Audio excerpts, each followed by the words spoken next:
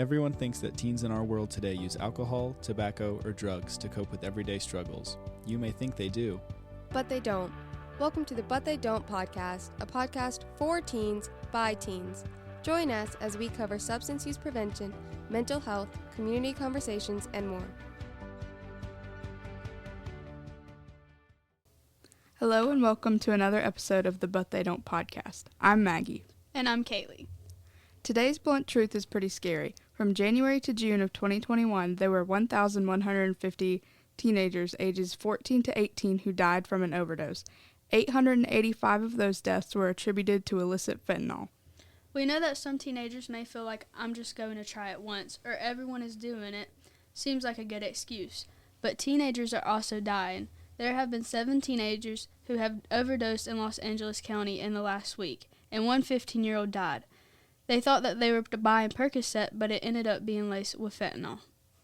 Today we are joined by a special guest, Rachel, who is a clinician at Behavioral Health Services of Pickens County. Rachel is here to help guide us on today's topic. Hi, Rachel. Thanks for joining us today. Thanks for having me.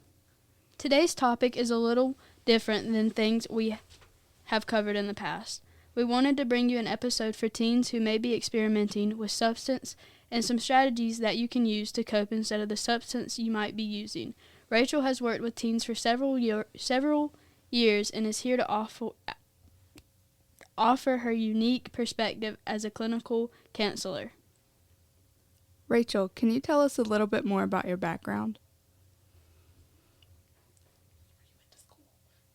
Things like that. Okay. I have a master's degree in clinical counseling, and I have been working with individuals who are impacted by substance use for the last 5 years. Great. Can you tell us the difference between someone who may be experimenting and someone who has an addiction? Absolutely. So the first thing to keep in mind is that for us, addiction is a diagnosis. So there's actually criteria that someone would meet for that, like someone would a medical diagnosis. An easier way to think of it, though, is an addiction is when someone has problems related to a substance and they keep using even though those problems exist. So some of the problems we look out for are problems with their relationships, not doing things that they used to do and enjoy, continuing to use even though it might be putting their health at risk, continuing to use even though their body has started to change as a result of it, so like tolerance, having to use more substance, or withdrawal when they don't have it. So those are some things that to us show an addiction. Experimentation would be infrequent use where those problems haven't shown up yet.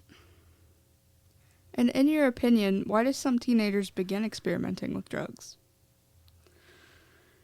Well, I think there's a lot of reasons, but the ones that come to mind are peers, seeing other individuals using substances and being curious or interested. But more specifically, if a peer is experiencing what they believe to be a positive effect and that other person is looking for that, maybe because of some emotional or mental health issues. So if someone says, this makes me feel relaxed or calm and I normally can't feel that way, or if someone says, this gives me lots of energy or it helps me study and normally I really struggle with that, that can definitely be a reason why someone might experiment to try to make something that feels like a problem in their life get a little easier. What are some of the dangers of experimenting with drugs? Well, as you guys talked about at the beginning, the very real risk of overdose, even from one experimental use, is definitely something that we see present at this time. More long-term, though, if someone experiments and they survive it, they don't see that long-term consequence of an overdose, they do still increase their risk of having a substance use disorder when they're an adult from that use whenever they're younger. There can be permanent changes to the brain that occur at that age that make it so that they then have that risk whenever they're older, and then they also have the risk of developing an addiction at that age. What are some of the signs that peers can look out for that say their friend might be abusing or even has reached addiction? So a big one would definitely be behavior changes, right? You know what your friends normally like, what their mood normally is like. So maybe more tired if they're normally pretty upbeat, or maybe overly upbeat all the time outside of their norm. maybe pulling back, right? Not engaging in the things they used to like to do. Maybe you would hang out and spend time and they don't seem to be able to do that anymore, or they were really into sports and they don't do that anymore. So those are definitely some of those signs.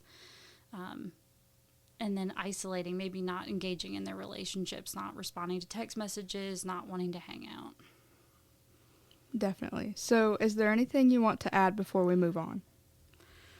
I just think with what you guys talked about at the beginning, we really want to highlight the fact that people might have heard about experimentation in the past where someone tried substances a few times and then they moved on from that, and that was possible at one point. But with the extreme prevalence of fentanyl present in pressed pills laced into other substances, even one time of experimentation comes with a greater risk now than it may ever have before.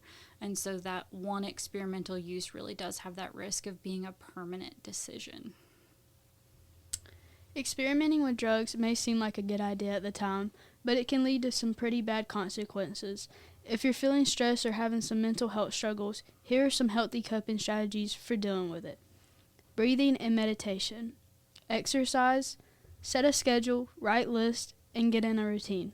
Be mindful, be kind, and think positive. Sleep well, express yourself, and humor. Now let's talk about some upcoming events.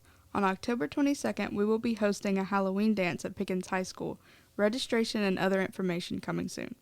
Be sure to follow us on social media on Facebook at Pickens County Youth Board and on Instagram and TikTok at PCYB. If you found this episode helpful, make sure to share it with a friend who you think would find value in it. Thank you, Rachel, for joining us. See you guys next week.